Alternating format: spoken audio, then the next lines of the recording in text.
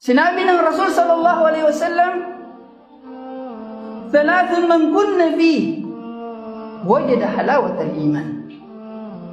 Tatlong bagay, tatlong katangian na kapag natagpuan,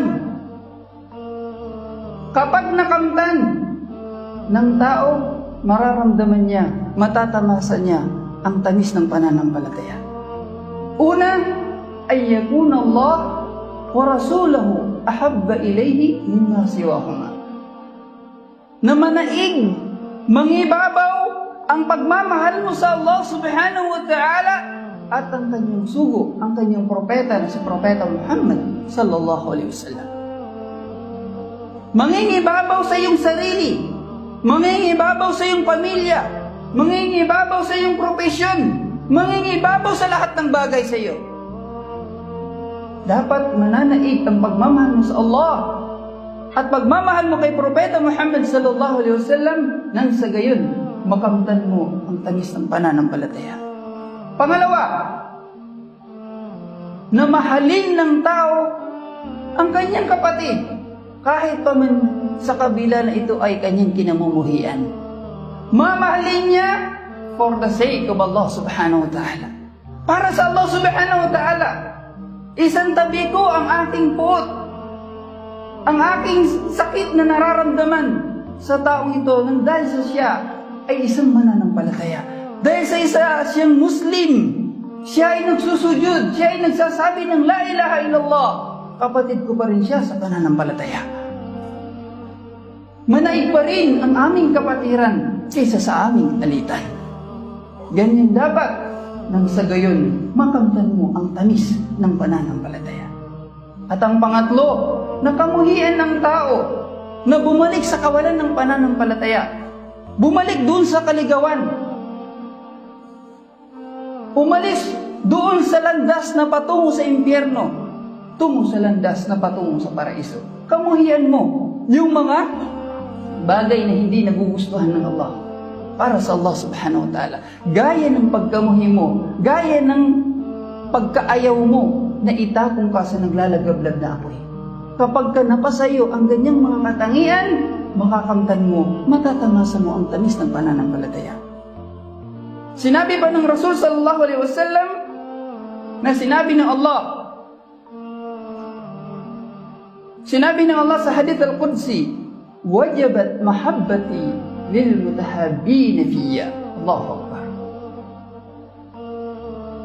Nararapat lamang, inubligan ng Allah sa kanyang sarili na dapat lamang niyang mahalin ang taong nagmamahalan para sa kanya. So pag nakita mo ang mga tao, ang mga magkakapatid na ginagampanan nilang pagkakapatiran para lamang sa Allah subhanahu wa ta'ala, tandaan mo ng mga taong ito ay nagkakamit ng pagmamahal mula sa Allah subhanahu wa ta'ala. Allahu Akbar. Sinabi pa sa isang hadith, "Sab'atun yudhilluhum Allah fi dhillih yawma la dhilla illa dhilluh."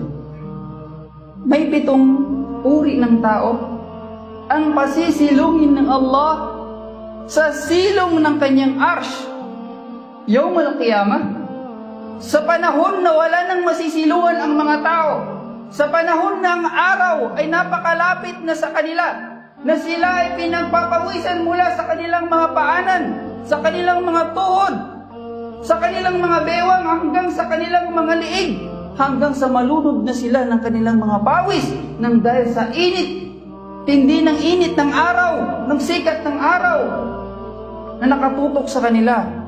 Sa panahong ito, 7 ang pasisilungin ng Allah. 7 uri ng tao ang pasisilungin ng Allah.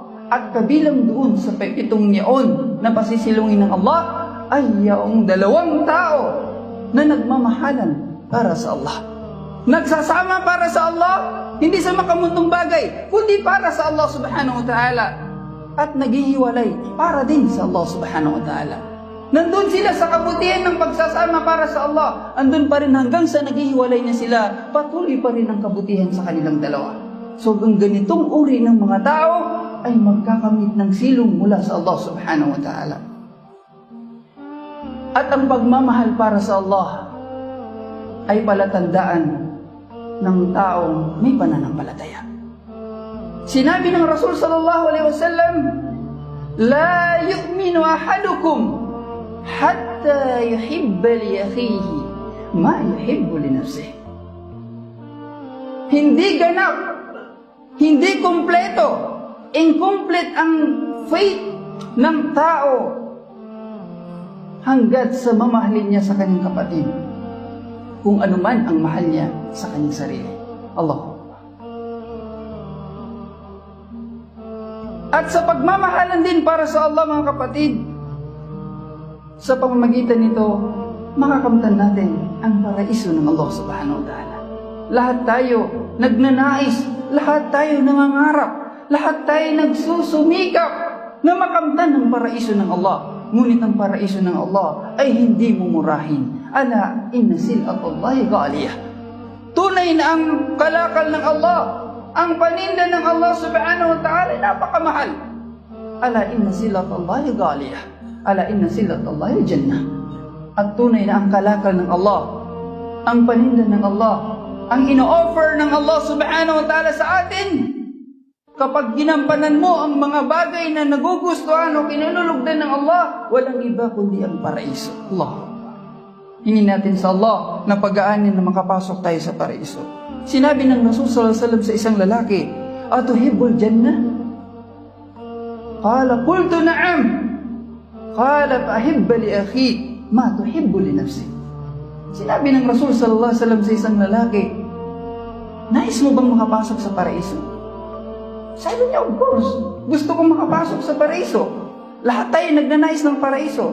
Sabi niya, "Mahalin mo sa iyong kapatid kung ano man ang mahal mo para sa iyong sarili." Allahu Akbar.